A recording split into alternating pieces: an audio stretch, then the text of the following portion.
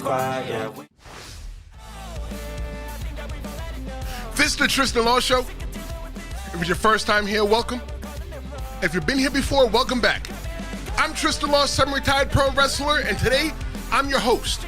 If you thought for a second that Backlash 2025 was just a post-WrestleMania cooldown, I want you to think again, because from a legend possibly turning Babyface to a future Hall of Famer, getting his chest caved in, this was the PLE that nobody saw coming, that everybody right now is talking about. Look, when WWE was talking about they were going to do Backlash, yeah, they talked about it. It was going to happen, but I had no clue that it was even happening, right?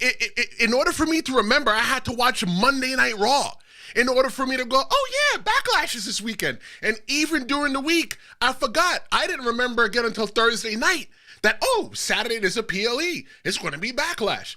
WWE did not do as much advertising for Backlash as they did for WrestleMania or anything else. And it totally slipped my mind. So me going into this event, I'm like, what kind of bullcrap are they going to feed us now? Is this going to be something that's filler? Is going to be something that's probably not even good? Like, what are we really going to get? Well, today we are going to talk about exactly what we got. Because WWE Backlash 2025 had happened in St. Louis, in Randy Orton's backyard, maybe his front yard, side yard, I don't know where, depends on how his house is positioned. But we're going to talk about Randy Orton versus John Cena. We're going to talk about Jacob Fatu and his slow turn to becoming a babyface. We're going to talk a little bit about Americano, Grande, whatever. We're going to talk about a women's match that stole the show. And let me tell you this. WrestleMania was just the dessert. Backlash, oh golly, Backlash was the real meal. Let's kick this off with Jacob Fatu, Drew McIntyre, Damian Priest, and LA Knight for the United States Championship. Let me tell you something. One of the things that I learned from being a pro wrestler is that the first match of the night sets the tone. And that match right there, it pretty much just kicked the damn door open and said, hello, here we are. Here's Backlash. Jacob Fatu, the Samoan drop, the barricade spot, like Jacob Fatu, it's like, damn, bro, it took you so long to get here, Jacob Fatu, but I'm so glad that you are here. That little that table bump though, right? There's a table spot between Damian Priest and Drew McIntyre. That could have been the crescendo of the match, right? But the story in this match is definitely in the whole entire last 3 minutes of the match itself. Looking at Drew and looking at Damian Priest, this has been going on since last year, since last WrestleMania. And they said, you know what? We just want to let you know that we're done. Psych, we're not done yet because we got a lot more story to tell you. I think right now that WWE is getting too big for Damian Priest and Drew McIntyre to live in at one time. Something has to go. Somebody has to go. And you know what? This is the summer that we're going to get. If this is what we're getting into spring, coming out of WrestleMania, what the hell is SummerSlam going to look like? Did you cop your SummerSlam tickets yet? I caught my SummerSlam tickets. So I am going to SummerSlam. So if you're going to SummerSlam, I can't wait to see you because I'm going to do something. They're all going to meet up there. We're going to chill, talk, have fun, and get to know each other. I might bring some goodies, but that's way coming into the summer. We still got a lot more wrestling to talk about. And then you got Solo Sikoa's involvement, right? Solo Sikoa he's scared. And the reason why I say that Solo Sikoa is scared, because since he's been in the WWE, he's in the main roster, he's had somebody on his side. He had somebody to his left and to his right, but now he's in the front. Now he feels like he's losing. And he doesn't want to make the same exact mistake that Roman Reigns made, that everybody's going to turn on him too late. So what did we get? I'll show you what we got. We got Jeff Cobb, one of the hottest free agent who just finished with New Japan Pro Wrestling. If you don't know who the hell Jeff Cobb is, I'm telling you after you're done with this to Google it.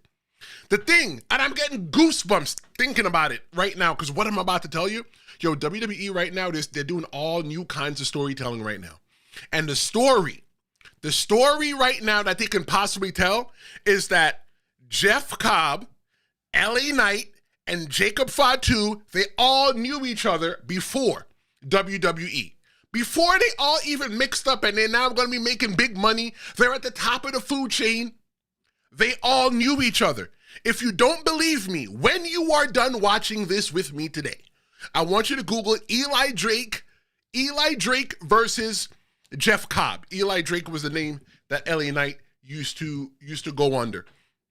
I want you to Google Jeff Cobb versus Jacob Fatu. They all know each other. They all know each other. And is WWE going to tell us those stories?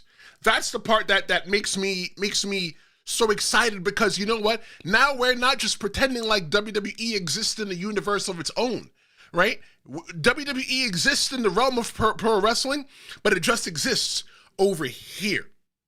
I got a talking point for you.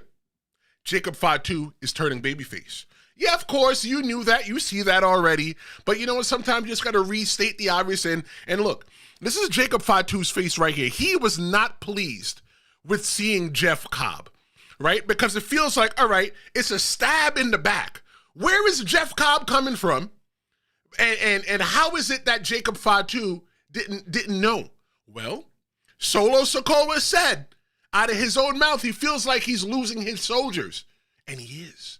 Because somebody like Jacob Fatu is getting too big for his britches. And speaking about getting too big for his britches, we're going to break down that Intercontinental Championship match between Penta and Dominik Mysterio in just a little bit. So make sure you keep it locked and don't go anywhere.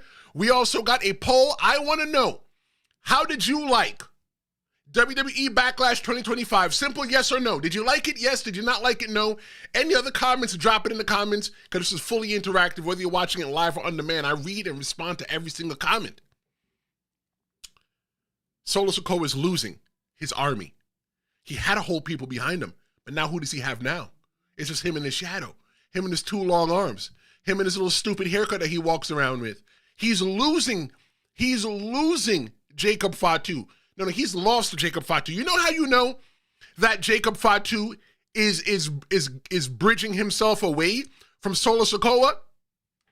When is the last time you heard, "I love you, Solo"? You haven't heard that since before WrestleMania. We got Heel Vega in the chat. He said that Solo knows Jacob is taking over. Jacob is undeniable. Yes, 100%. You're going to get a hand clap for that. Because one of the things that I've said is that about a year ago, before Jacob Fatu debuted in the WWE, I went to an independent show to go visit some friends. And when I visited some friends there, Jacob Fatu was in the main event. He was there for Alpha because Alpha Jr., because Alpha Senior was in the hospital and he was with his family.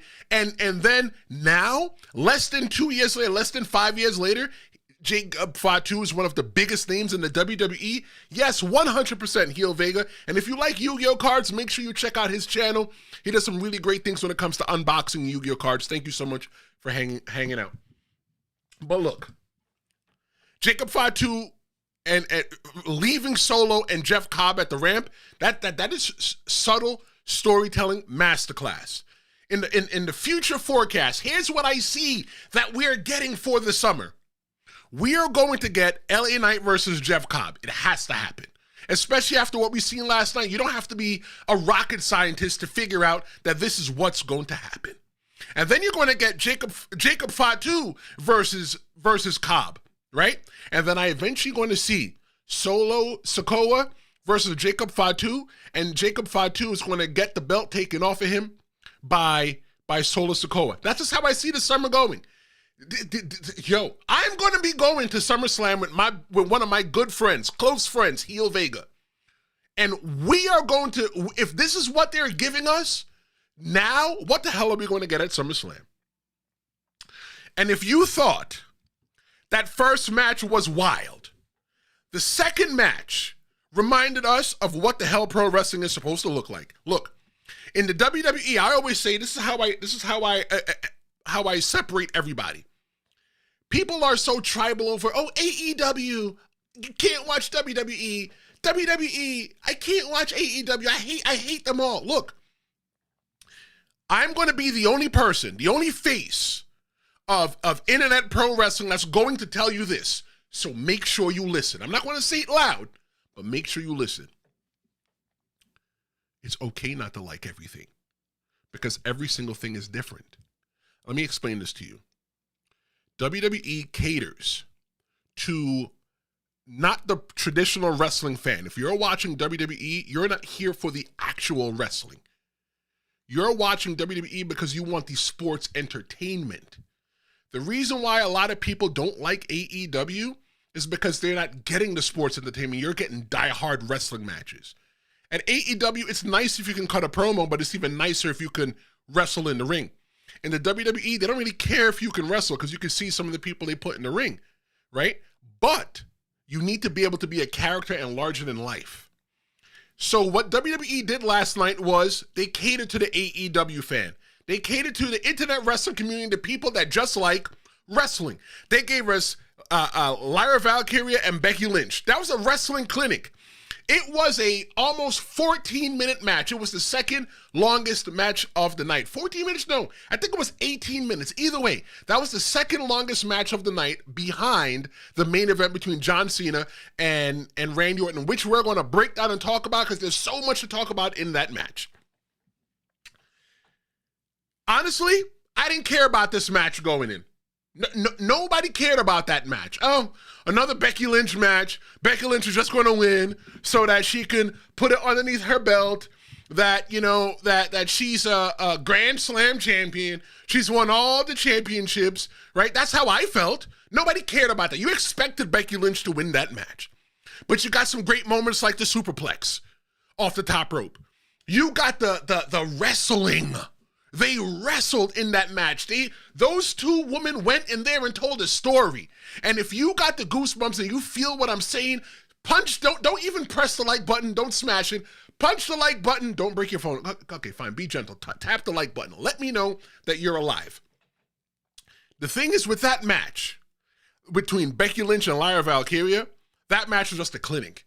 That match was not supposed to open the show. It couldn't have opened the show because of all the stuff that went down in there. It probably would have bored everybody. It wasn't fast. It was nice and slow. And all they did was they took their time in the ring. And that's what made the match special, right? It's not about the moves. Look, let me tell you, when I teach people about pro wrestling, I always tell them that it's not about the moves. It's about the moments, about the story that you can tell. And the story coming out of that match is that Lyra Valkyria, she belongs. The story coming out of that match is that Lyra Valkyria, she can hang. The story coming out of that match is that Lyra Valkyria defeated a former multi-time woman champion. The only woman that held the two belts at the time, they called her Becky Two Belts. That shows that the Intercontinental Championship for the woman is very prestigious. Everybody said they wanted prestige brought back to the mid-card championships. Well, you know what? I was like, oh my God, now another belt for the woman. But you know what? This belt here is just so prestigious now because Lyra Valkyria showed that she was here to stay.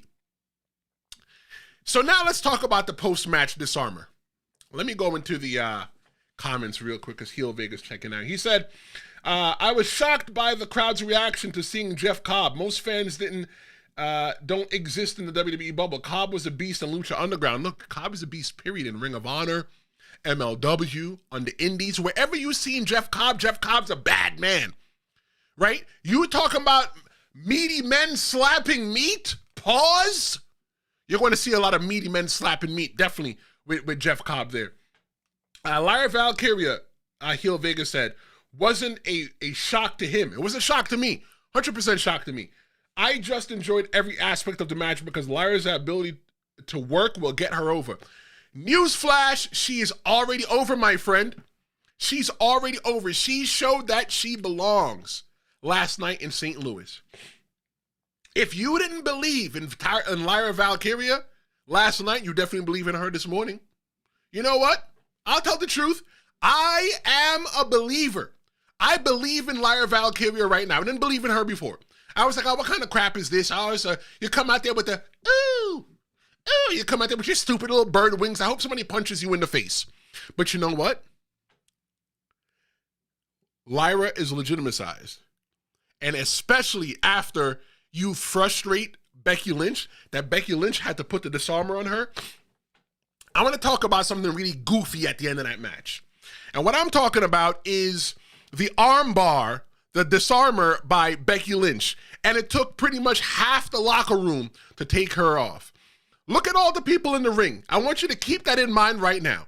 You got Jessica Carr, fellow alumni of Team 3D Academy. You got that one referee, the black guy in the middle. You got Rudy Charles right down there. There's 3 referees, right? Remember those 3 referees.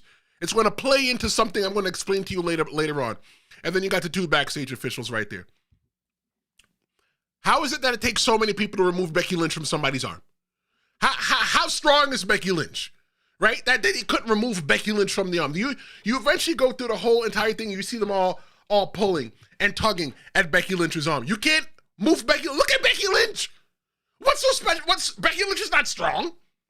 Why is it that they were having such a problem pulling Becky Lynch off of Lyra Valkyria? Let me tell you how that could have went. To me, look, people probably saying, oh, well, you're not in the WWE. You don't know anything. You know what? Coulda, shoulda, woulda. Here is what I would have done. If you wanted to get a little bit more mileage with that so it didn't look as goofy with everybody pulling on the arm to try to get Becky Lynch off, but to no avail, I would have let Becky Lynch slap on that arm bar and let the referee, the one referee out there, let Jessica Carr out there like, oh my God, get off, and she can't get her off. And then maybe calling on more people, and when those people eventually come down into the ring, they try to talk to her, and after they talk to her, they put hands on her and they remove her. You could still get the same amount of time on there. Universal, good morning, what's going on? Thanks for joining live. I think that was just so goofy that it took so many people at one time and so much time to get Becky Lynch off. But let me tell you this. That match made you believe between Lyra Valkyria and Becky Lynch. It made you believe that Becky Lynch could win, would win, but didn't win. That Women's Intercontinental Championship, listen to me when I'm telling you this now, it means something. You don't need smoke and mirrors when you've got heat. Which brings us to a match that's full of smoke, fire, and masks. And the match that I'm going to be talking about next is Dominik versus Penta for the Intercontinental Championship. Let me tell you, yesterday's PLE was full of mid-card championship matches. Every match was a mid-card. Every match had some kind of title on the line. Excuse me, everybody was saying, what about the new Dangerous Alliance? They did all this stuff with Seth Rollins and Paul Heyman and Braun Breaker, and they're not on the pay-per-view. They're not the champions. That's why they shouldn't be on the pay-per-view. If they want to be on the pay-per-view, they need to go ahead and be a champion. That's what they needed to do. I think that match between Penta and Dominik, another match that I was not interested in yet. I wasn't interested in that at all. Universal says in the chat, happy Mother's Day to all the mothers out there. Yes, after I'm done with this, I'm calling my mother to say happy Mother's Day to her. Thank you very much, Universal. Anybody that's watching right now, if you are a mother, I'm not talking about mother effers, I'm talking about mothers. If you are a mother, happy Mother's Day to you as well, too. Universal says in the chat, confirmed by Triple H that the match order and match results were changed 15 minutes prior to showtime. Well, you know what? Thank you so much for sharing that. And shout out to Triple H doing that.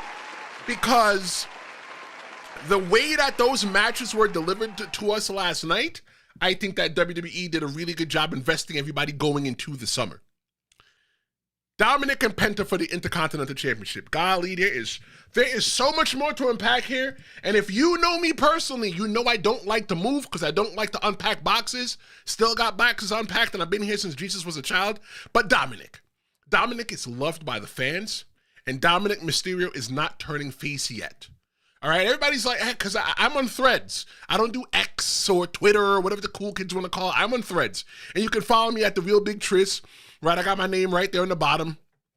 Right there, go ahead and give me a follow. Not a follow, but a follow. A subscribe, whatever. And we talk about wrestling.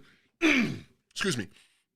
But everybody's like, why is it that Dominik Mysterio's not turning heel yet? Because it's not time. You have to listen to the crowd. Not all the crowd is behind Dominik Mysterio. Dominik Mysterio, the day that he turns heel is Babyface, the day that he's going to lose the Intercontinental Championship. Because the fans love Dominik Mysterio. Dominik Mysterio became the person that you love to hate, just like Edge. Edge became the person, or we call him Cope, right? I don't want to call him Cope because his mama call him Edge, his daddy call him Edge, so I'm gonna call him Edge. He ain't Cope, okay?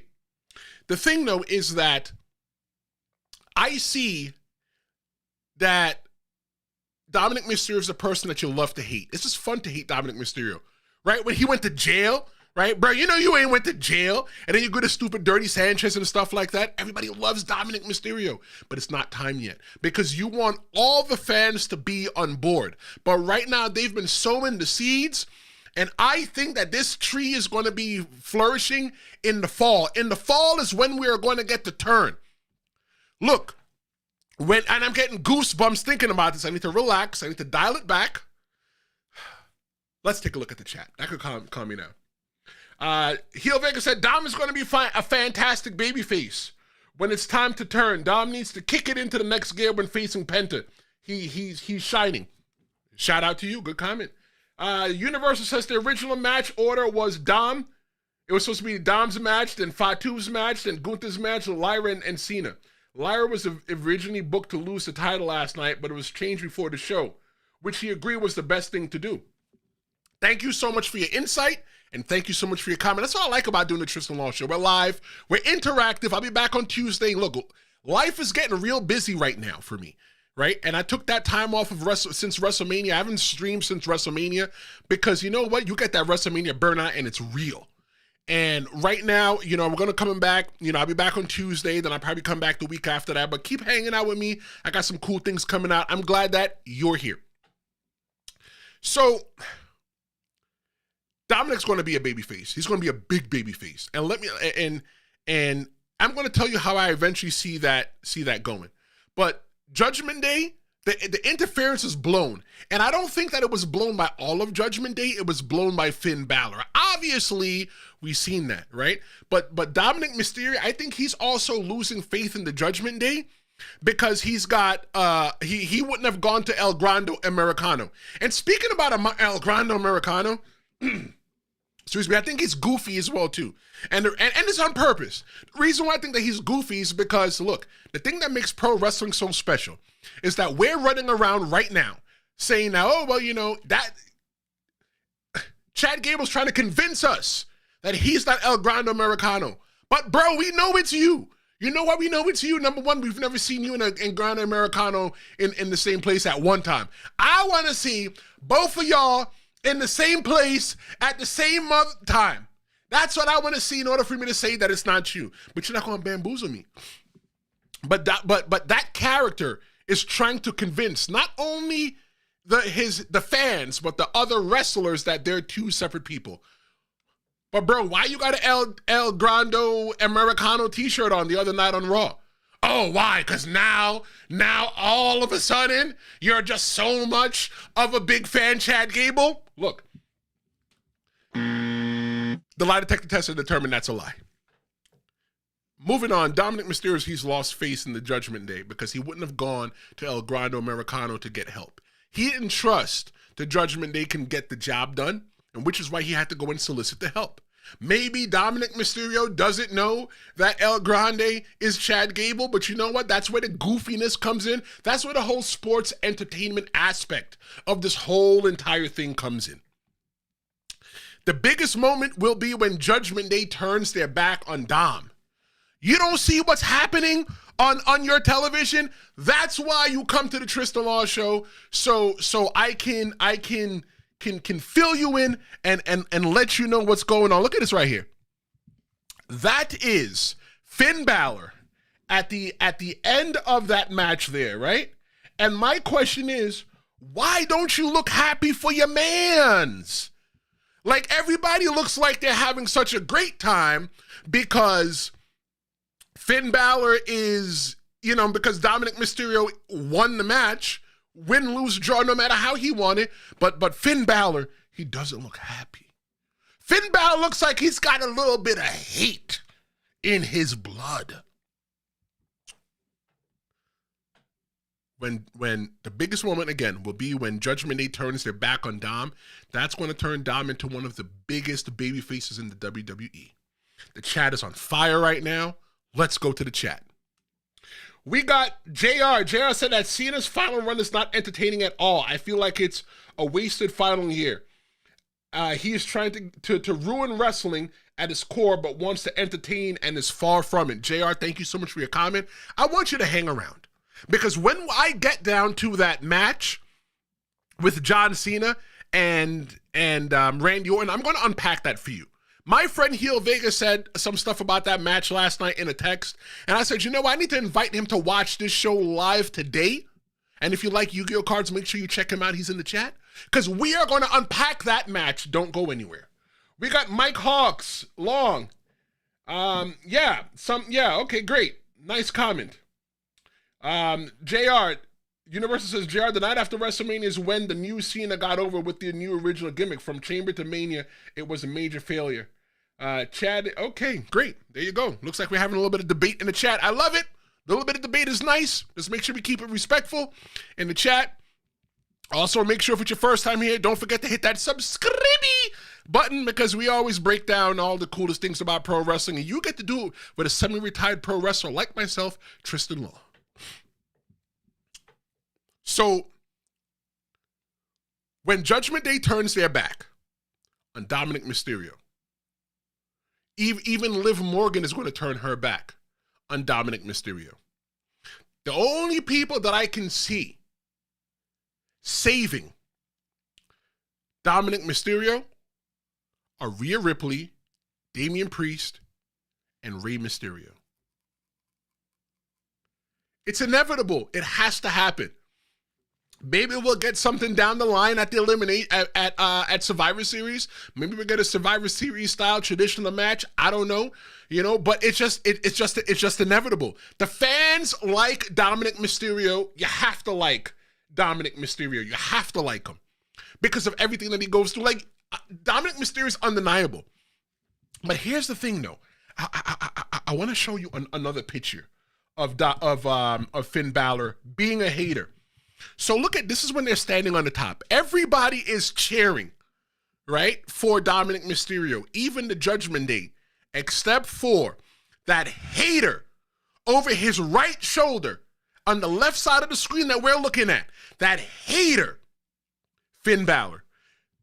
Let me tell you why Finn Balor, and I'm getting goosebumps again. Let me tell you why Finn Balor is not appreciative of everything that's going on. Because Finn Balor is a two-time, this is four fingers, two-time Intercontinental champion. And Dominik Mysterio has only been champion for less than a month. Dominik Mysterio is such a new Intercontinental champion that the plastic is still on him. But you get to walk around and say that you're the best? Who the hell did you ever beat to walk around to say that you're the best? Finn Balor has been champion, Intercontinental champion, more times than that Nepo baby, Dominik Mysterio. Finn Balor had to earn his right to become on the top echelon of the WWE, and when he got the Universal Championship, he got hurt. They took him out of the picture, and we never heard about him as a main eventer ever again. But then you got someone like Dominik Mysterio who came in on his daddy's coattails. Hi, my name is Dominik Mysterio, and my daddy's Rey Mysterio. Or maybe it's Eddie Guerrero. I don't know. I didn't see the paternity test, so I can't comment on it. But I can only tell you this. Whether Dominik Mysterio's dad is Eddie Guerrero or Rey Mysterio, he is a Nepo baby.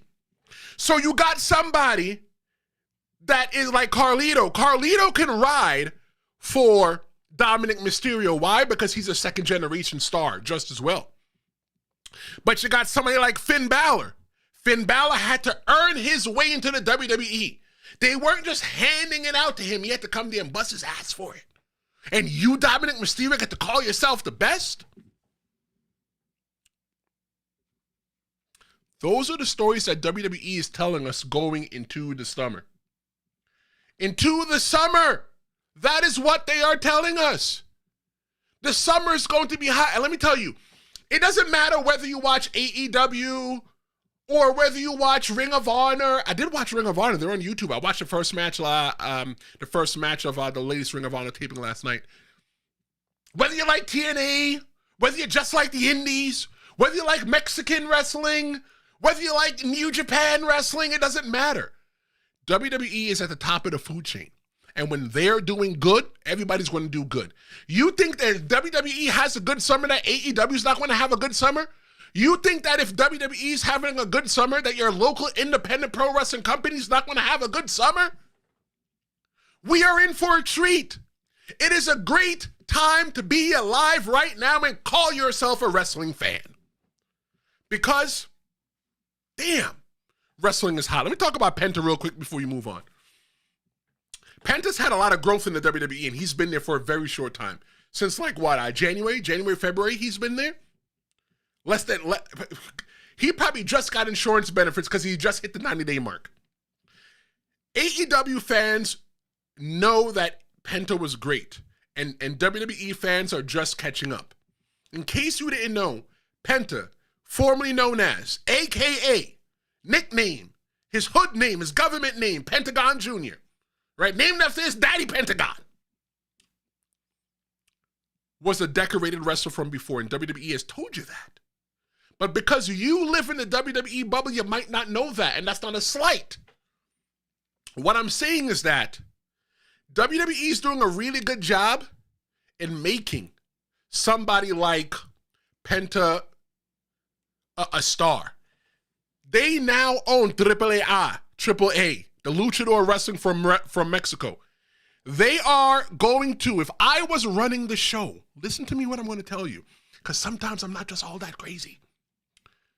WWE is going to use Pentagon Jr. Because watch, right now, how many of you really watch Luchador Wrestling? I don't really keep up with it. When I was a kid living in the Bronx, and in the late 90s during the Attitude Era, I wanted so much wrestling that I even used to watch Mexican wrestling. I didn't know what they was talking about. Yeah, I lived in the Bronx. I knew a little bit of Mira and Que Lo Que. I knew a little bit of that stuff. But I didn't really know what they were talking about. But I still watched it. So I don't think a lot of traditional wrestling fans even watch Luchador Wrestling, AAA or CMLL. But listen to what I'm about to tell you. WWE is going to take Penta and build him up to be the biggest star possible. That everybody in WWE is going to love him. And then they're going to take him and move him over to AAA and have those fans just follow him. WWE is even doing a great job right now separating Penta and his brother Rey Fenix. And the thing is that the reason why that they're separated is allows them to carve out their own destinies, carve out their own niches. They still let you know, hey, they are brothers, but they just work in a different department here in the WWE. So when they finally cross over and they go over to AAA, man, it's going to be a fire over there. It's going to be hot. It's going to make Luchador Wrestling the hottest thing on the planet. Let's go to the chat. Let's see. Heel Vega. Let's see. There's a little, who's a former wrestler? I'm a former wrestler, semi-retired. I don't say former. Just Google me, Tristan Long, when you get a chance. Thanks for watching. Universal, I saw Drew's head smack the floor doing the South of Heaven spot, hoping he recovers soon. Yeah, I hope he recovers soon as well, too. Let's see. Tristan, not. Viewership numbers are down at all-time low. They are billions of dollars in debt. Endeavor went from public to private. They bought AAA very cheap as AAA was going to go bankrupt. Look, solid comment. I'm not sure how true that is because I didn't look into it, but based on your comment, I'm going to react to your comment. The best time to buy something is when it's going out of business. The viewership numbers, look, I'm going to be honest. Viewership numbers, like ratings don't really matter anymore. I'm going to tell you why. What really matters is your social media views. In case anybody doesn't know, the reason why I am live on YouTube, yeah, I could be live on Twitch, yeah, I could be live on Facebook Live, yeah, I can be live on Instagram, but I purposely chose YouTube for one reason. Because YouTube is the #1 streaming platform on the planet, above Netflix.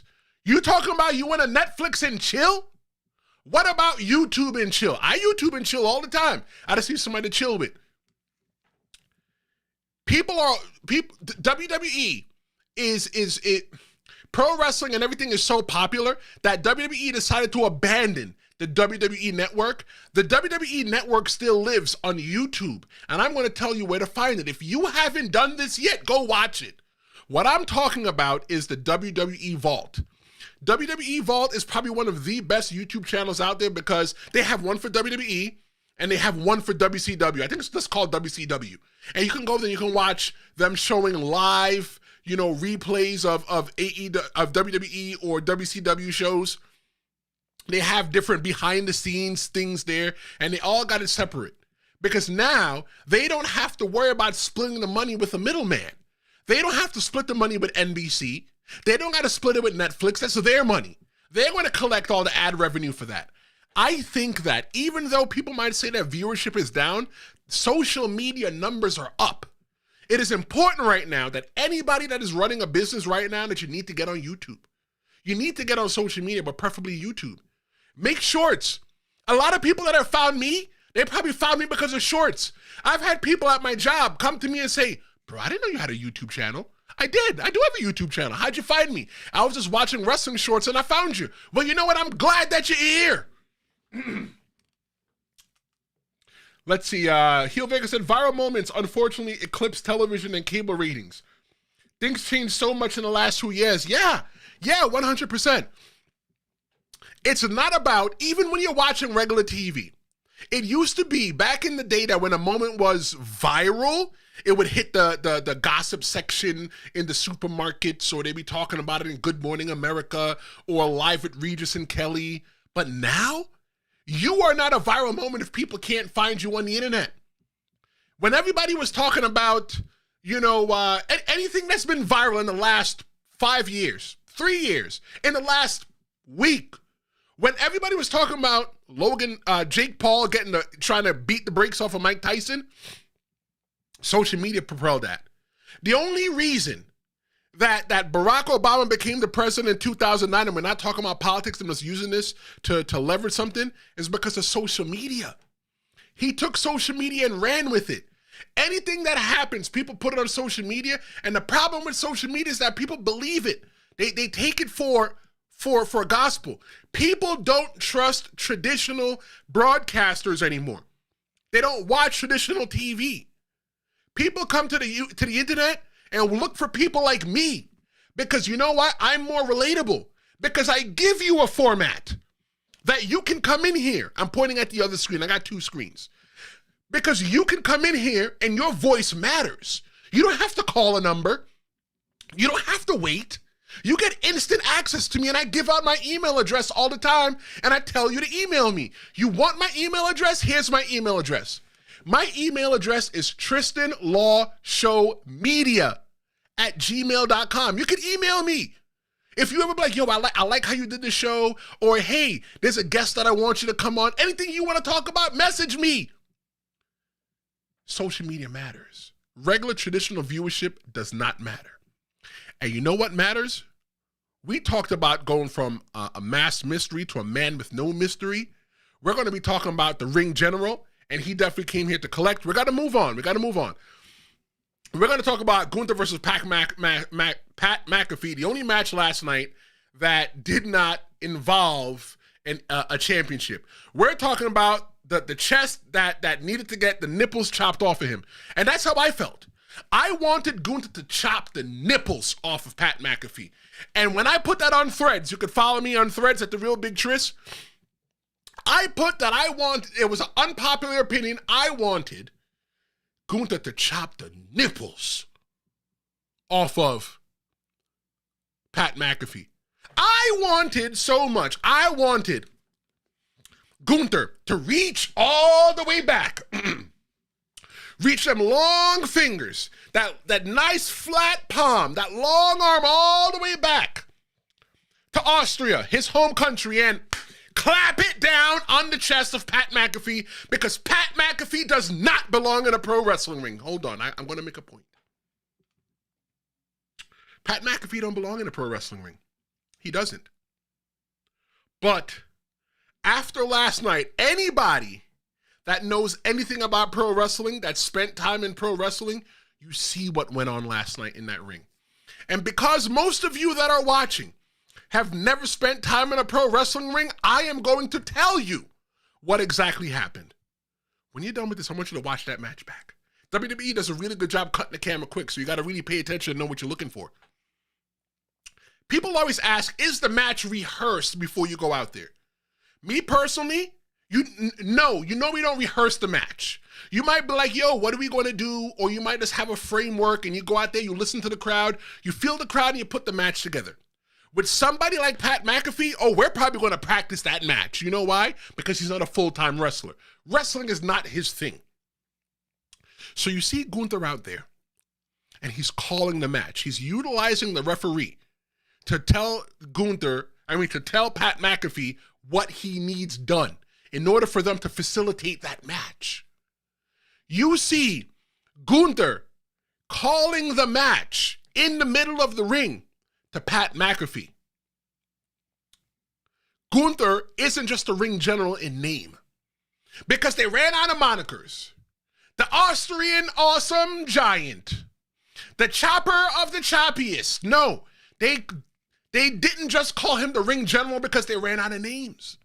They called Gunther the ring general because he is a ring general. Because he went into that ring and he handled that match. He took care of Pat McAfee. And one of the biggest honors that you can get into something I didn't understand is that when you're in the ring and they expect you to take care of someone, you're supposed to always, one of the wrestling rules is always take care of yourself and your opponent at all times. Always work safe. But when you're in the ring with somebody that's not a traditional wrestler or a full-time wrestler, you got to take care of them. I didn't understand that as younger me. I used to be put in the ring with Superfly Jimmy Snuka, with Nikolai Volkov, Tito Santana, Jim the Anvil Neidhart. I got put in there with all the old people. And I couldn't appreciate it. Why the hell did they put me in there with the old people? They can't wrestle. Because it's an honor for me to go in there with the ring and possibly learn something from those people. And to take care of them, to make sure that they come out on the other end. In my young wrestler brain, I was dumb and didn't appreciate it. But in my old wrestler brain, I appreciate the fact, not because they're legends, but I appreciate the time that I got to stand in the ring with people like Sanjay Dutt. I got to stand in the ring with people like Rikishi, Nikolai Volkov, Tito Santana, Jimmy Snuka. I appreciate that. I got to take care of them. And Gunther did the same exact thing last night for Pat McAfee. He took care of Pat McAfee. Gunther didn't just wrestle in that match last night. Behind the scenes, he took Pat McAfee to school. He taught Pat McAfee what it's like to be a pro wrestler and then not have to worry. Let me even give Pat McAfee a little bit of props. Pat McAfee has probably had wrestled more matches than times that you've said, oh my God, this guy is crazy today by watching me on YouTube. Pat McAfee's not experienced in the ring. Pat McAfee jumped over the top rope and his right foot got caught and he fell. And he got up, and what he did was he kept going. Yo, hand clap. Hand clap to Pat McAfee. I'm teaching y'all wrestling right now. Pat McAfee got his ass up so quick that he didn't even give the fans a second to go, you blanked up. He didn't even give them the opportunity to say that he effed up. He got up and kept going like a true student of the game. Because one of the things that because here's the thing with wrestling, right? Everybody is so quick to point out the botches. But you ever watch a UFC or a boxing match to where the guy throws a punch and he misses? Or maybe he throws a kick in the UFC match and he slips? People don't yell, you effed up. You know why? Because look, it's fighting. People who say that probably never been in a real fight in their life. They know that wrestling is so choreographed that they don't allow for things to happen. It's normal. I'm fighting you in a match and I'm trying to jump over that ring. My feet get caught. Look, things happen. But what happened was that Gunther got his ass up. I mean, Pat McAfee got his ass up and he kept going and he finished that match like a pro. Keep it locked because we're getting ready to go dissect that main event match between John Cena and Randy Orton, the main event for the Undisputed Championship. We're going to dissect it. That's coming. Hold on. But Pat stumbled and he recovered like a pro. Pat McAfee doesn't belong in a pro wrestling ring. Pat McAfee doesn't even belong in a WWE ring calling himself a wrestler. Pat McAfee belongs maybe on Monday nights sitting at the announce table being Pat McAfee. Pat McAfee deserves to be on the Pat McAfee show on ESPN, and you can watch it here on YouTube, being Pat McAfee. Pat McAfee's a retired football player that has no business in the pro wrestling ring. But I tell you this, last night he showed again why he belonged. Pat McAfee belongs. Whether you think that Pat McAfee belongs there or not, with his little bird chest, and maybe somebody should probably tell Pat McAfee to go get a tan before he gets in the ring, Pat McAfee belongs in the WWE. He belongs in pro wrestling. Pat McAfee is a future Hall of Famer. For his contributions that he's made to pro wrestling, for his contributions that Pat McAfee did not have to make to pro wrestling, he's made them. And for that, Pat McAfee, you have not only earned the respect of Gunther, but coming from a semi-retired pro wrestler and myself, Tristan Law, you've also earned my respect too. Good job, Pat McAfee. Attaboy. Don't be so quick to get back in the ring, right? Because the thing about Pat McAfee is what makes him special is that you don't see him often. We don't need to see Pat McAfee in the ring for another year or two. But you know what? They closed the story. They closed the book on that story because at the end of the match, you see a little bit of respect from Gunther to Pat McAfee. So shout out to that. Let's see what's going on in the chat. Tristan, I disagree. They do rehearsals during the morning, afternoon before every live show, Raw, SmackDown, PLE. Yes and no. Yes, you are right. When they do rehearse, they don't put out the full match. When they do the rehearsals, they might practice like the entrance, if the entrance is something special, or if it's a big spot, they might practice the big spot. But traditionally, any pro wrestling match, when you get into the pro wrestling match, it's usually like, all right, Tristan, it's you versus Universal. Universal's over, and this is how we want him to win. In WWE or AEW, TNA, big name wrestlings, you might have a producer that might says, hey, this is what I'm looking for. Tell me your match and tell me what you got. The producer or the agent is a lot more experienced, and what they do is they help you put the match together so that the match makes some kind of sense. So yes, They do rehearse, but they don't go in there and practice the whole entire match. Because you are professional enough, you learn that I could just be saying, hey, you know what, Tristan, you go in there with Universal right now. Tristan, you go in there with Universal right now, and what's going to happen is that you guys are going to have a 10-minute match. Universal is over. Go. That's how I was trained. I didn't have to go in. You don't have time to rehearse everything. Now, when it's a show, if it's a sequence, like we're doing a chain or something like that, and it's a duck, and I might have to catch you or something, I might try to see if I can catch you or some kind of way, right? But other than that, there's no really big rehearsals that happen for a pro wrestling match. We go in there cold, and we just do it 9 times out of 10. But are there rehearsals at WWE? Yes. If the entrance is intricate, or if they, or so they can make sure that the cameraman and the wrestlers have the cues and the pyro and everything like that, yes. But the core fundamentals of the match, no. There's no rehearsal for that. Good comment. Thank you very much for that. Let's see what else we got. RT the Brands is Pat McAfee's the new Shane McMahon. Ooh, that's a hot take over there. That's a hot take because he went from announcer to crash dummy. Yeah, okay. That's a hot take. I like that. Heel Vega says that Pat has put on bangers with Adam Cole, Austin Theory. Won't lie, he wasn't interested in the match. It was hard for him not to watch Gunther's matches. He's a captivating performer. Yeah, I agree. Wasn't interested in that match either. That match, in all right, should have lasted 2 minutes. That match between Gunther and Pat McAfee should have been a 2-minute match, but you know what? They gave us, what was that, 14 minutes, 10 minutes? They gave us something like that. We got a pretty long, decent match out of Pat McAfee and Gunther. Let's see, what else did I miss?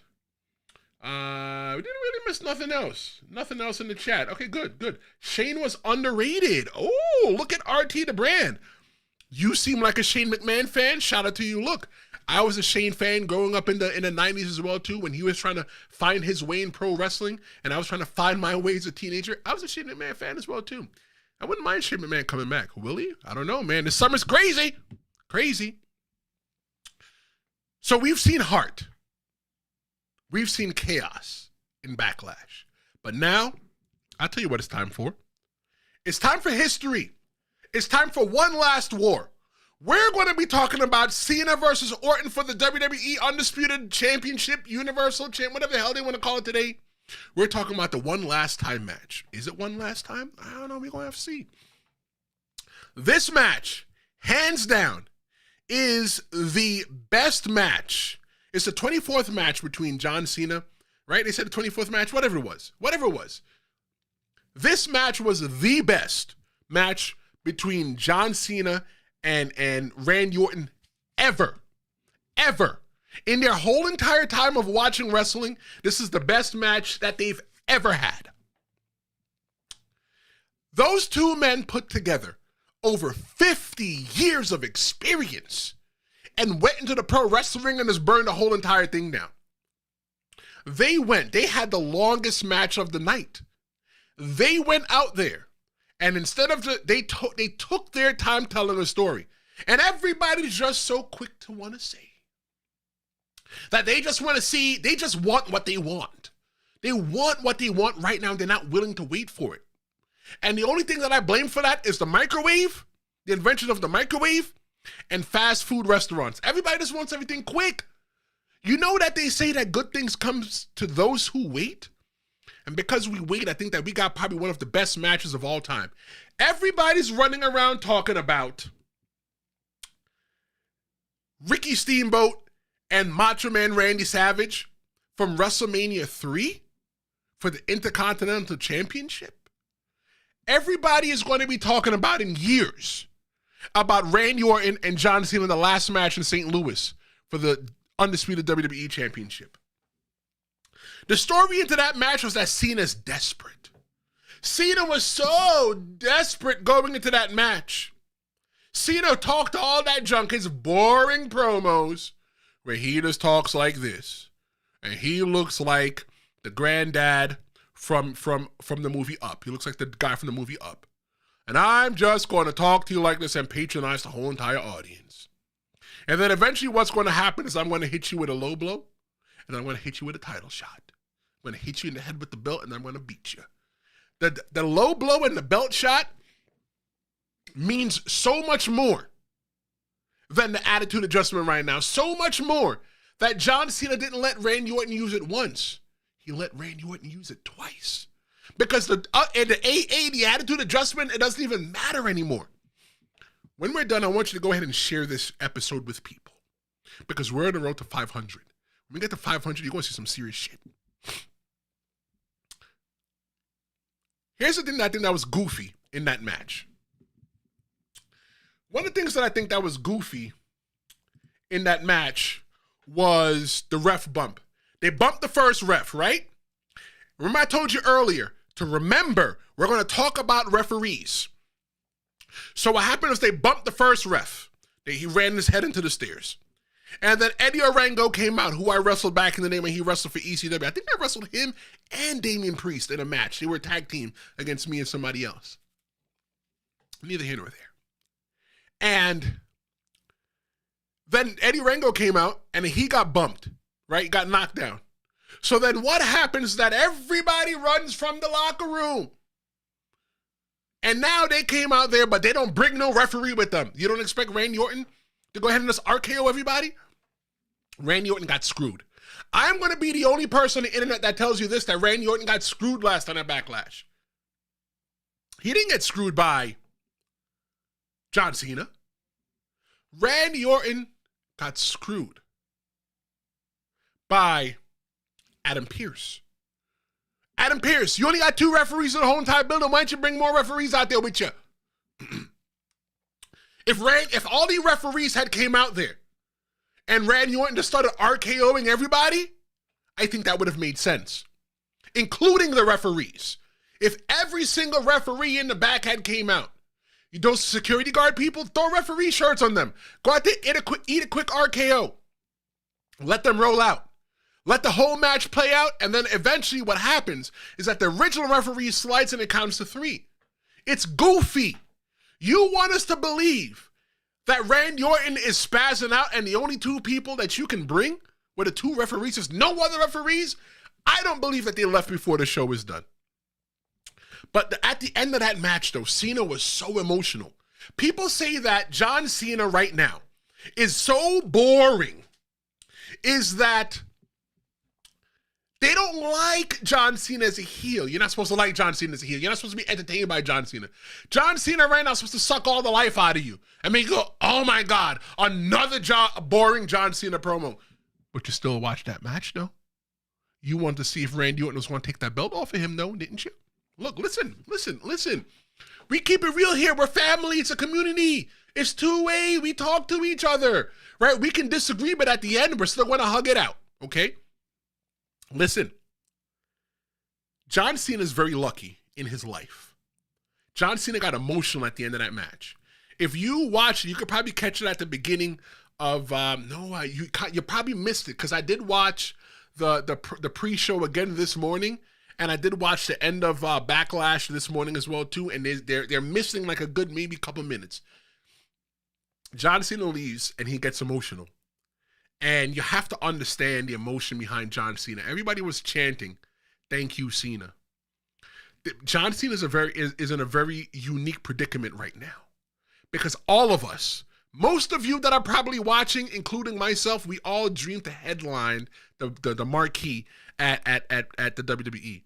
Growing up in New York City, I wanted my name to be in flashing lights on the marquee at Madison Square Garden. John Cena got to do that. John Cena got to headline WrestleManias, travel the world, and change lives. And for everybody to be able to appreciate the artwork of John Cena last night in the arena, they could still chant, "Thank you, Cena." It's fun to boo Cena right now. It's fun to not like Cena. Look, most people that didn't like Cena, that don't like Cena now, you didn't like him to begin with. John Cena right now is putting on a masterclass right now. And it's very emotional because it's like, yo, you got an opportunity that most people don't get.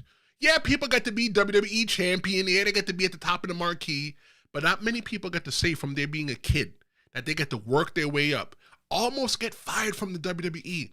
And now you are one of the most decorated champions of all time in the WWE history, and you get to dictate the way that you go out. And although you are you're not the biggest heel in wrestling, but you're one of the biggest heels, you're one of the biggest heels in the WWE. People are still appreciating your work. They know they're not supposed to like you. They don't like you. They want to watch Randy Orton beat the brakes off of you. But what happened was that John Cena went out there last night with Randy Orton and combined their 50 plus years of experience and put on a masterclass. I think 100% that last night, Randy Orton versus John Cena is going to be a match that people talk about, but it is going to be a match that inspires a whole new generation of wrestlers. Listen to me.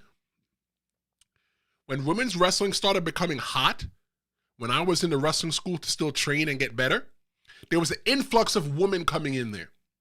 There's going to be a bunch of little boys that watched that match last night and said, you know what? They want to have that emotion. People don't understand. Why is it that I want to grow up, to go into an industry to where I beat up my body, that I am 39 years old and when I stand up, it sounds like gunshots? Why? Because I'm addicted. I got addicted a long time ago before I ever stepped into the ring. I got addicted to people cheering for me, people booing for me, being able to have people in the palm of your hand. You understand the kind of power that wrestlers have when they do the 1, 2, and they kick out right as the ref's hand is about to kick out?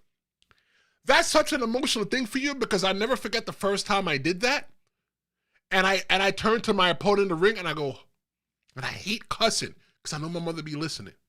But I looked over to my opponent and I said, holy fuck, we got them. We got them. They're invested in what we're doing. John Cena had the ability to come in, work his way up, only wrestle for one mainstream company. Granted, it wasn't only TNA. He wasn't going to go to TNA. He wrestled for one mainstream company. John Cena became so big that he was able to go to Hollywood and make a life for himself outside of the WWE. It's emotional. Looking down at that belt, you have the belt that everybody wants. Everybody wants the damn belt so much they went on, they bought the belt. You see many people standing in the audience with replica belts that they never defend, that they didn't win, that they didn't take one bump for, they didn't travel the road for? But John Cena got that?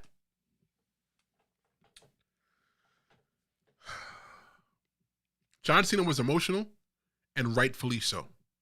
If John Cena is leaving, and I'm going to tell you again how I think that John Cena should leave and how everything should go down, I'm going to tell you, but let me go to the chat first. Because there's a lot of back and forth in the chat, and I love it. Because I'm building a community here where we all come in and we talk about wrestling respectfully. We respect each other. We just keep it pushing. Let's see. Universal said that from Chamber to Mania, the gimmick was failing. The gimmick was failing horribly. You know what? I agree. I have to put a little bit of agreement in there with you. I agree that the Cena heel gimmick started to fail because where was The Rock? The Rock didn't just, John Cena didn't turn heel on his own. He turned heel, looks like, under the orchestration of The Rock. But where is The Rock? There's a hole in that story because they wanted to sell a couple tickets. So what they did was they brought back The Rock to make Elimination Chamber even more hot. No. Because now we got a hole that most people aren't satisfied because we still don't have the tie-in. We don't understand how that puzzle piece fits in with John Cena and The Rock. We don't understand how that puzzle piece with John Cena, The Rock, and Travis Scott fits in. We don't understand that. Let's see. Universal says that John and WWE agents, writers realized it was doing badly and they merged the manufactured WWE Cena gimmick and his original gimmick, the thug gimmick, and now it's working. Let me tell you this, though.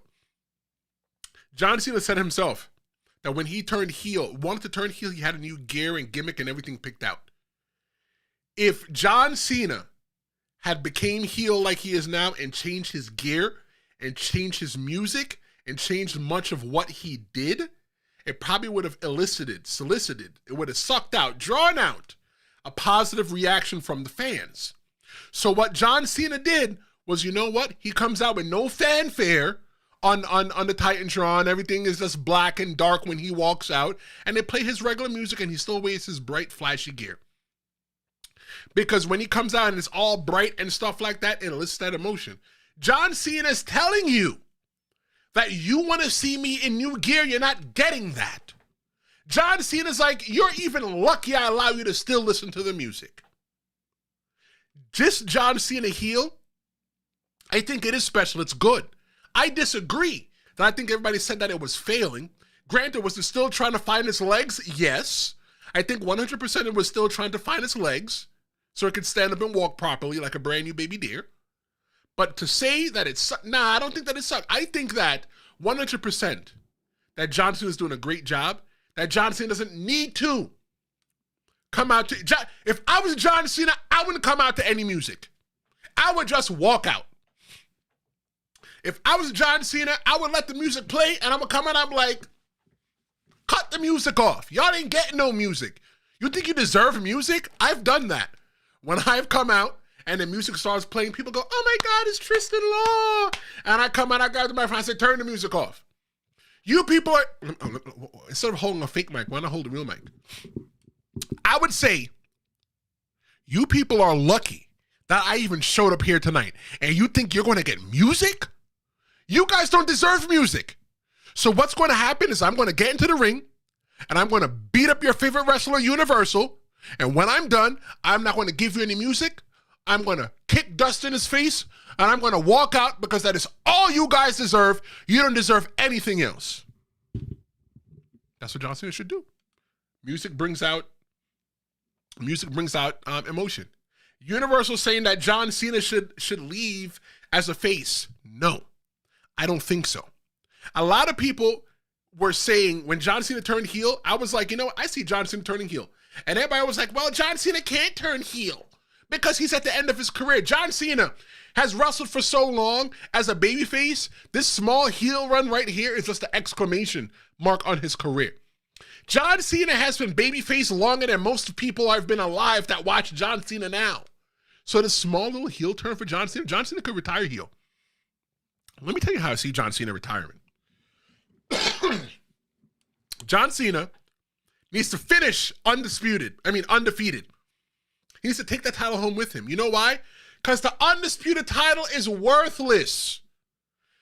I made an episode a couple weeks ago talking about the WWE has a problem and it's the undisputed championship and they need to fix it. It's all the titles, they need to fix it. How is it that there's an undisputed champion, an undisputed men's champion, but then you got the World Heavyweight Championship?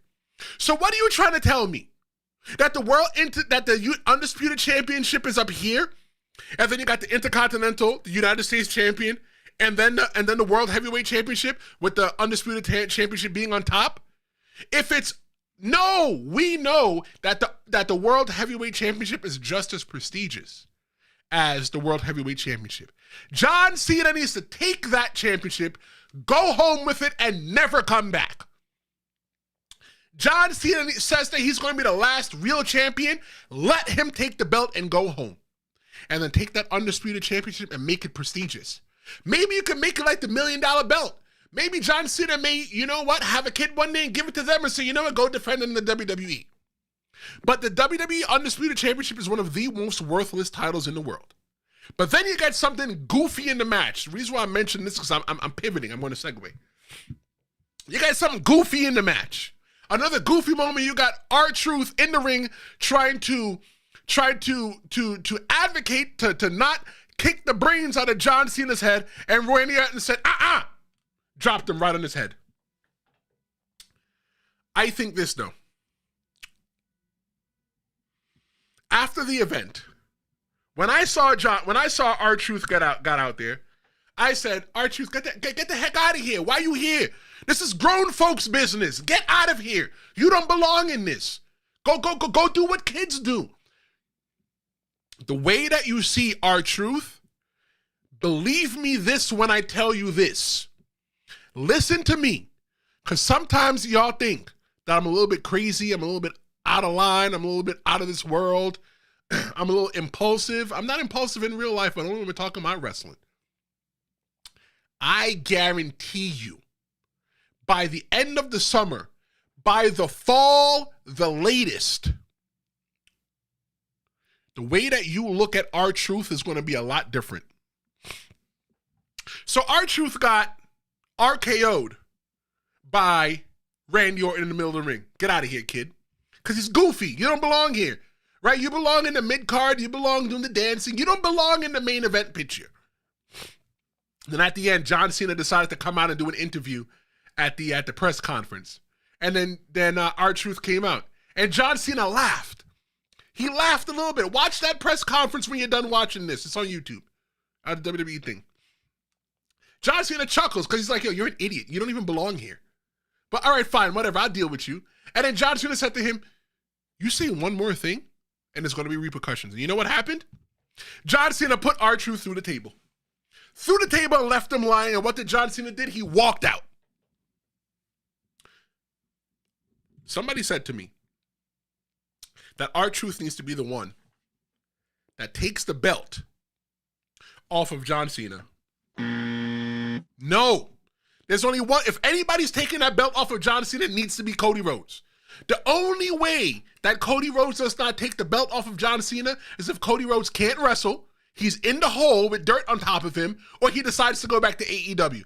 And God willing, I don't think that any three of those things are going to happen between now and the end of the summer, the end of the year, or the time that John Cena retires. John Cena, though, does need to have a match with R-Truth. because R-Truth is his biggest confidant. And for somebody, everybody knows if you're going to put hands on the village idiot, you're a bully. You don't put your hands on the village idiot. But let me tell you this about R-Truth. I respect R-Truth. He follows me on Instagram. R-Truth has only been seen as the 54-time, 24/7, 7-Eleven, 365, 1-2-3 champion. That's all he's been seen as. You laugh when you see R-Truth come out. I laugh. When R-Truth comes out, you go, oh my God, what's R-Truth going to do now? R-Truth is the only black man to ever hold the NWA World Heavyweight Championship. And by the end of the summer, the early fall, the latest, you want to put some respect on R-Truth's name. R-Truth is going to go into that ring with John Cena, and he is going to prove that he belongs. R-Truth is going to get into that ring and give you the same exact match that Ric Flair used to do back in the day when he was the traveling NWA World Champion. That he would go and face the local territories champion, the biggest champion, and he would wrestle them so much that it makes it look like they're just about to win, but Ric Flair got to snatch it from them. R-Truth is going to get into a match with John Cena, and John Cena is going to low blow him and hit him in the head with the title. But at the end of that match, R-Truth is going to come out unscathed. He's going to become a bigger star than he is. When you go to pro wrestling school, they tell you one day you are going to retire. And your goal is to leave the pro wrestling business better than you found it. And I still walk with that today. When I come here and I sit on YouTube talking to you, I always say, you know what, Tristan, you need to leave YouTube better than when you found it. I need to come out there, I need to inspire the people that are sitting here watching me and leave them better than when I found them. John Cena is leaving pro wrestling better than when he found it. When John Cena got into pro wrestling, R-Truth was wrestling for what, 15 years at that time? R-Truth has wrestling gear older than John Cena's wrestling career. But when John Cena came into wrestling, what was R-Truth? The dancing guy, Ron the Truth Killings in TNA, right? He was K-Quick in the WWF Attitude Era at the end. He was the rapping guy. He was the guy talking about what's up. He was the guy with the funny teeth, the little Jimmy guy. That's who the hell he was. You've never seen R-Truth as a world champion. But by next year, this time, I see R-Truth being in the main event picture. Why? Because of John Cena. John Cena is going to go in there and beat him and make him legitimate.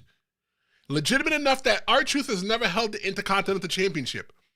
The championship that is so prestigious right now that when anybody touches that belt, you know big things are coming for them.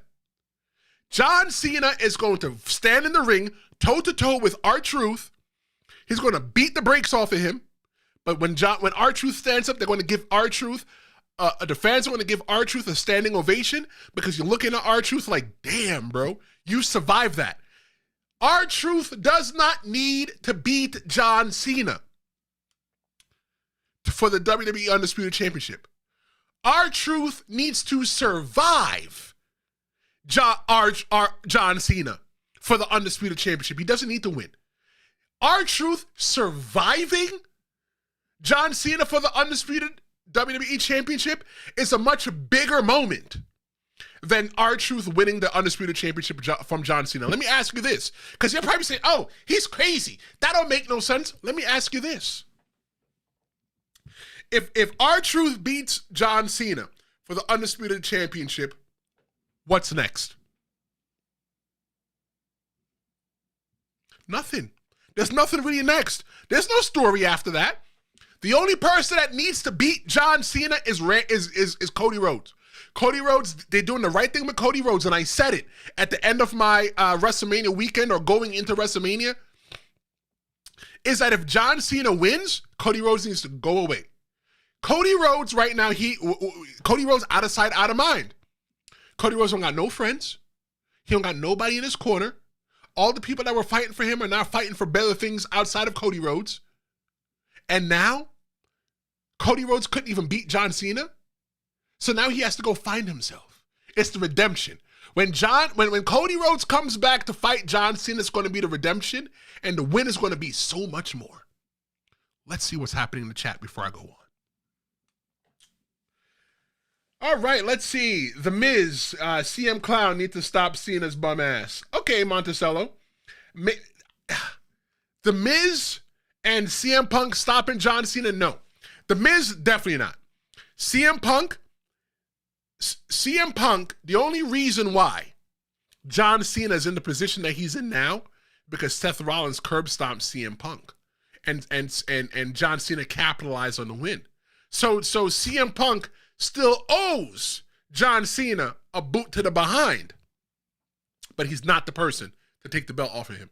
The person that takes the belt off of John Cena has to be Cody Rhodes. Nobody else. It's Cody Rhodes or nothing. Cody Rhodes needs to take the belt off of John Cena, or John Cena just retire with the belt. That's it.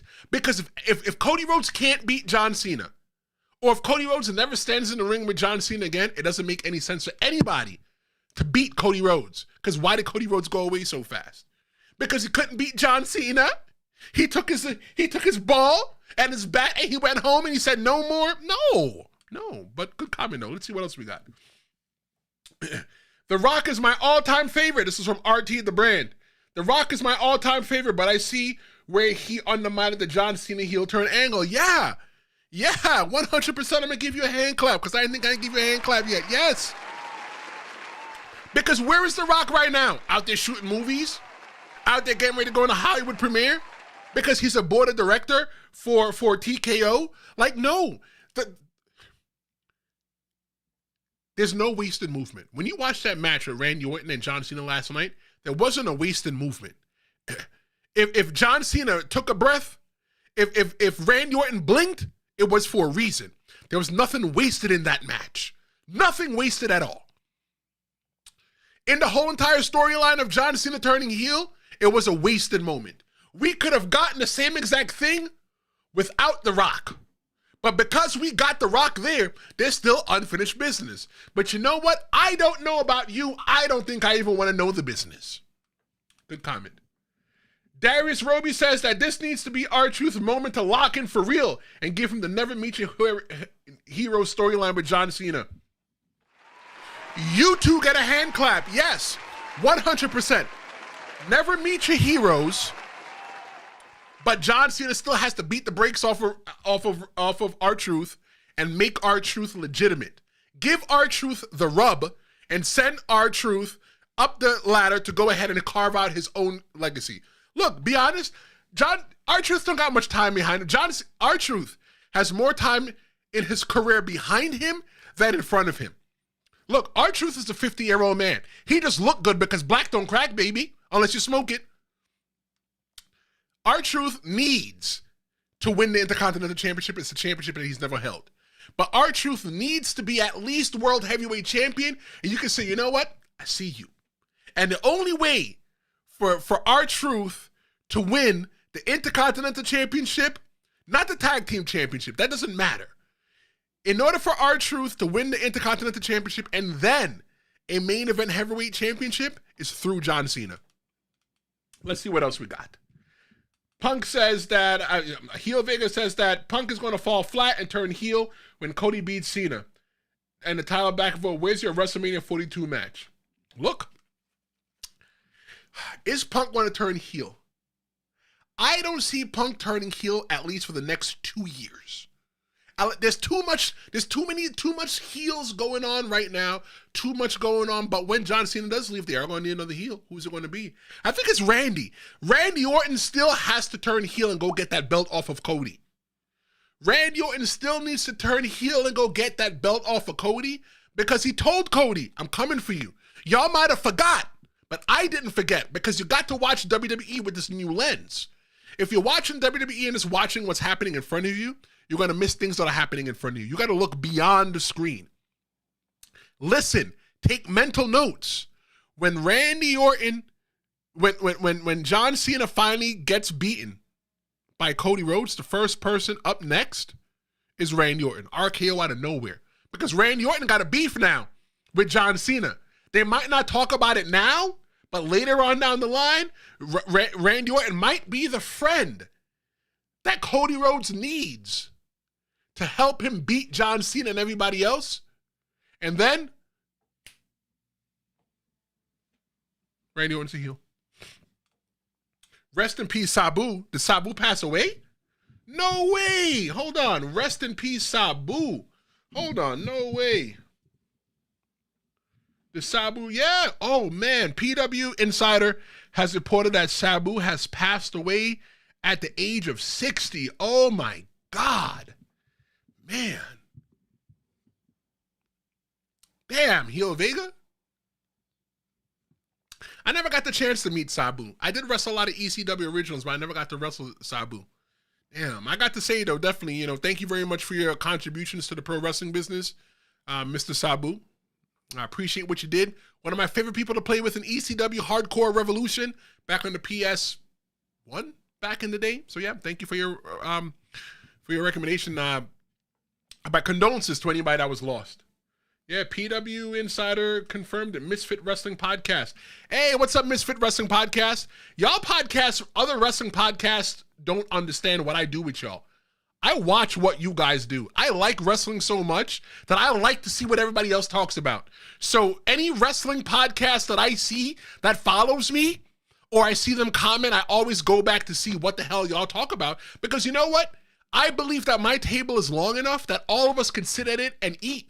Because we all have a different unfair advantage. And my unfair advantage is that I'm a semi-retired pro wrestler, and I allow the fans to be a part of the show. You may not have that unfair advantage. You may have the advantage of just a fan that lives somewhere and you're a misfit. But I'm going to check you out. Thank you so much.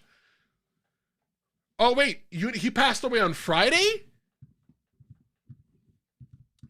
See, look, I normally don't do this, right? I usually run a put-together show.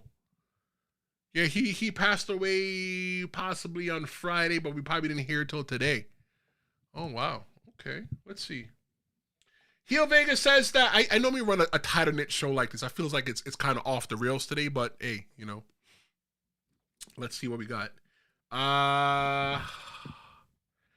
Heel Vega says in order for Cena to keep the heel turn throughout retirement, his Hall of Fame speech needs to be a heel speech against the crowd as well. Nah, I disagree.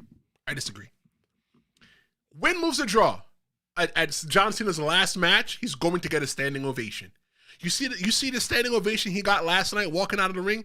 At that time, when John Cena retires, you can drop the smoke and mirrors. There's no real smoke and mirrors at the Hall of Fame. At the Hall of Fame, what we're getting is we're just getting the realness. We're just getting the story of how they got here. So no, I disagree with that. Monticello says that John Cena needs to dress and act like Vince and crash out into the sunset. He's washed. You know what, Monticello? I just learned what the term crash out means. Because I looked at ISO Speed. I looked at his YouTube channel. I was like, let me see what's about for him. And he's saying crash out. And for those of you who don't know what crash out means, it means like if I'm wrong. I'm 39. We don't use like words like crash out. We use the words like, he bug out or wild out. But crash out is like when you just act crazy. So yeah, I just learned what that means. Hand clap to me. But I'll tell you this: that match between John Cena and Randy Orton is going to be a match that we're going to talk about for ages. It's an awesome match. It's a moment. John Cena is not only getting himself over, he's getting other people over. Right? We knew that Randy Orton was legitimate. Everybody wanted to see that match because we want to see what it looks like with their 50 years of experience combined. And this match is going to be remembered for generations. The biggest takeaway from Backlash overall is that WWE might be cooking with something major for the summer, right? We all getting ready to grill in the summertime. I already started lighting up my grill already to make sure that it still works. But what WWE is going to be putting on the grill is going to be something that we all can't wait to taste. Backlash wasn't just a show, though. It was a launch pad. Summer 2025 is going to be insane. You're going to have the Jeff Cobb, the solo Fatu, the solo Sikoa, the Jacob Fatu, the LA Knight square triad thing going on. Judgment Day, they're going to implode. Lyra, Valkyrie, she's going to rise. And R-Truth, he's going to be in a renaissance. When Backlash makes you care about matches you didn't ask for, I must say to Triple H, it is great booking. We're going to go to the comments one more time, and then we're going to close this up. Darius Roby said that Crash Out is more of a YN slang term. Look, I know what YN means too. I can't say it. Don't type it. But I know what YN means as well too. I just learned that one as well too. But yes, that is a YN term. RT the brand, I'm 40. We on Unk mode. Yes, sir. Uncle Tristan over here, as my niece and my nephews call me, Uncle Tristo. Uncle Tristo. Two things I love being at 39 years old, almost 40. I love being a dad. My little boy's 2 years old, almost 3. And I love being an uncle, but I love being a dad much more. Universal, his last comment says that this will get a standing ovation, his last match, if it is his last match. I agree. The last match with John Cena is definitely going to get a standing ovation. Let me give you my 5. Out of the 5 matches, let me give you them in the order that I like them. Definitely Gunther versus Pat, right? That's number 5. Number 4 is going to be Dom versus Penta. And then the Fatal 4-Way. And then Becky versus Lyra. And then Cena versus Orton. Those are my pattern. My number 1 match the last time was Cena versus Orton. And yeah. I'll be back on Tuesday. Don't know the time yet. Make sure you like, share, and subscribe. Share this episode with somebody that you know that it hit them in the feels. What I want to know about from you is let me know what match made you feel something last night. Drop it in the comments whether you're watching live or on demand. And don't forget to hit the subscribe because we are just getting started. I am Tristan Law. This is the Tristan Law Show. Thank you so much for watching. Hey, send me an email at tristanlawshowmedia@gmail.com. I'm Tristan Law, and I'll see you next time. Flashing red lights, driving at night, windowless.